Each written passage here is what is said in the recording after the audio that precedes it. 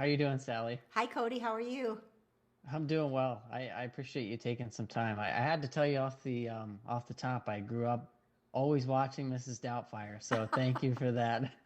But I also had a great time previewing this movie too, and honestly genuinely surprised at how well the concept worked. Kind of framing this iconic sports hero and Super Bowl story through the lens of, these four ladies and their friendship. And so I'm curious how you first became attached to this role and kind of what sealed the deal on, signing on to do this. Um, well, it was really my friend Jane Fonda who she and I have tried to work together before. We were just never in the right place at the right time. And she said, well, "How about this?" And I read it, and it just was a lot of fun. And Lily was already on board, so it would be Jane and Lily, two of the people I like best in all the world. And I thought, well, I can't give up an opportunity, maybe my one opportunity to be with them. And then it was Rita, who I did not know, but we just all completely came together like, a well-made suit. And it was just so much fun.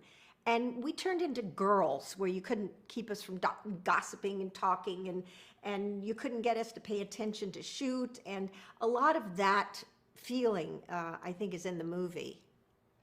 Yeah, no, I would agree. I think that probably the thing that works best is the chemistry between all four of you. I mean, obviously there was an authentic friendship that came through there. I have to imagine there's going to be, quite a few Patriots fans, Tom Brady fans, NFL fans who go out to this movie and maybe not realize how much this is a friendship movie, a seasons of life movie, as opposed to just a sports story. So I'm curious, in your mind, what is the greatest message that this movie has to offer?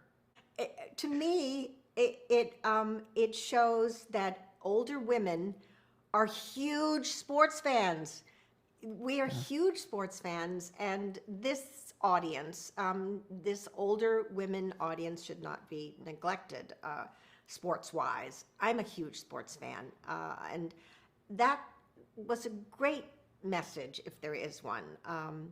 And within it is just what women do. We laugh a lot, and can be very close to each other. And the fact that these women made it to the Super Bowl no matter what, was just a lot of fun. Yeah. One of the things I appreciated was how each of the friends are kind of in a different place. Your character has been married for a long time. Rita's character has been widowed, and then, Lily and Jane's characters are maybe more free-spirited. And so, I wonder if there's a parallel to be drawn there between, NFL fans. I think that it kind of shows that no matter what your background is, no matter who you are, you can be friends, and in the same way, you can kind of come together as sports fans. I mean, do you see that parallel there? Well, that's what sports does, Yeah, really. It makes it teams people up, even though on the outside in the real world they may see themselves as being on all different kinds of teams and not even want to talk to each other about certain things. That's where we are in the world right now. yeah, If you don't believe the way I believe, then I don't want to know you because I don't like you. yeah, And sports sort of equals all of that out. Yes, you can be a team player and really hate that other team, but it's on a different level, hopefully. yeah. And the nature of what sports gives you, it's kind of like life in a way, and you look at it, you can take examples from it and get lessons from it of how you recover from a really bad hit and get up and keep going, and how much it takes to be really excellent at something. Well, speaking of that, I mean, the movie is called 80 for Brady, and so Tom Brady has the role in there, and he's a big part of this. Just the way that sports can kind of draw people together. I mean, what does it say, I guess, about Tom Brady's legacy as a player? I mean, you had a chance to act alongside him, but that he's a human being, he has his own life, but on this big platform, his career and his achievements can kind of forge these bonds and memories for so many people in different walks of life. Well, that's absolutely true. I mean, he is an example of such extraordinary excellence, and I think he brings people together and has throughout his whole career.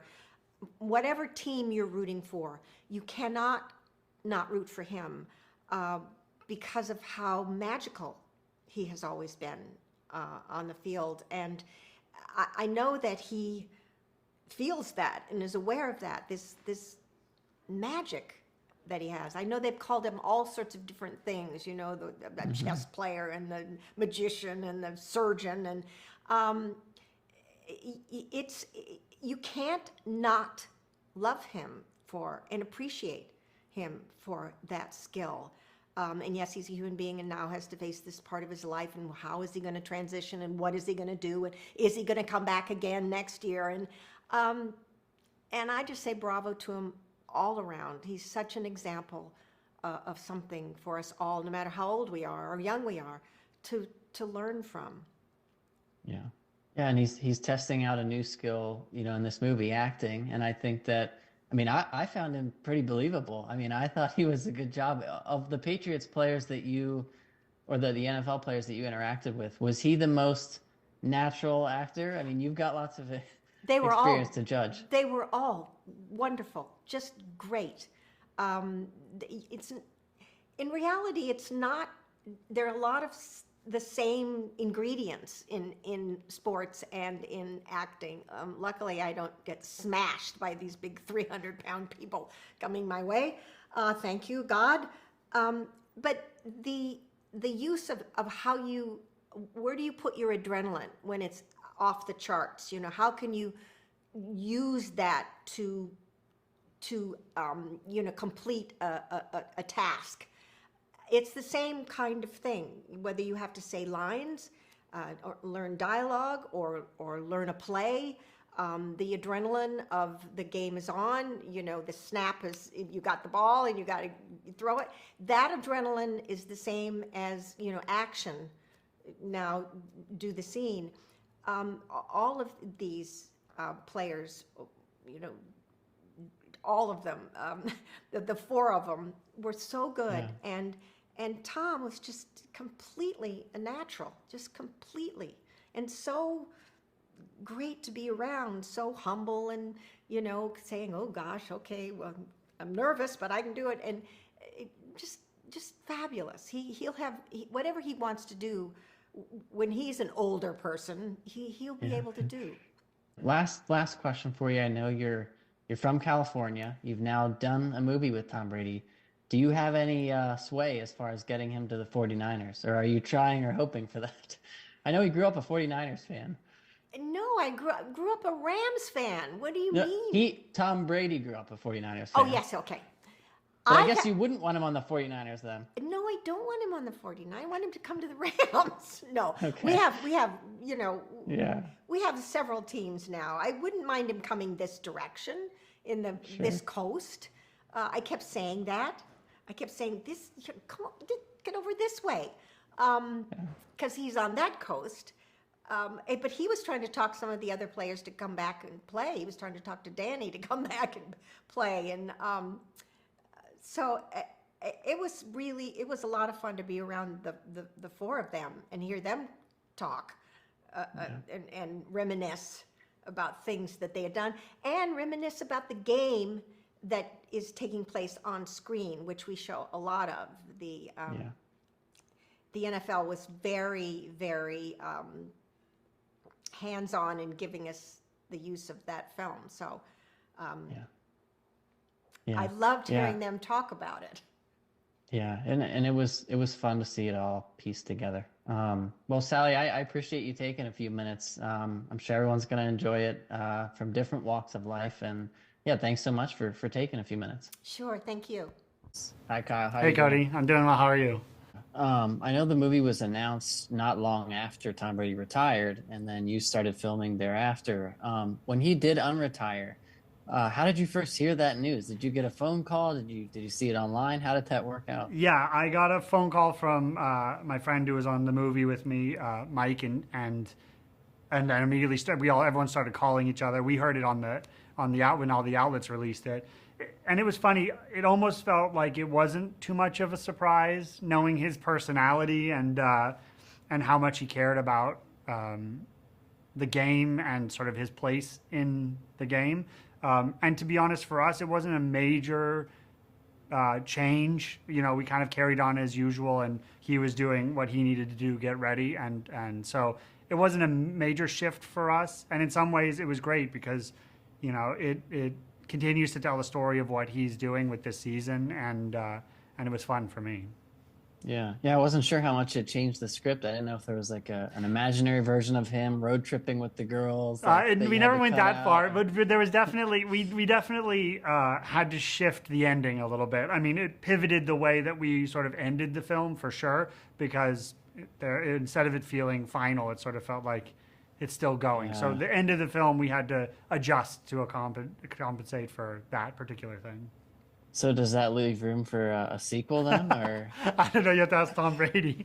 Okay. Yeah, I mean, I think that the core of the story really revolves around these interpersonal dynamics between the women, and I think if there was ever a sequel, that's the thread I think we chase. The title of your movie is 80 for Brady, and so Tom Brady is a big piece of this as well. Just the same way that sports can kind of be this unifying force. You know, for you personally, telling the story that includes Tom Brady as an entertainer, as an athlete, he's kind of forged so many bonds and memories and maybe friendships for people of all kinds of different walks of life. I mean, what does it say, I guess, about his legacy? Yeah, I mean, I think that's one of the really interesting things is, you know, he just goes out on the field and does his job every day. Like, that's sort of his mentality, is like, we go out and I do the thing that I know how to do the best.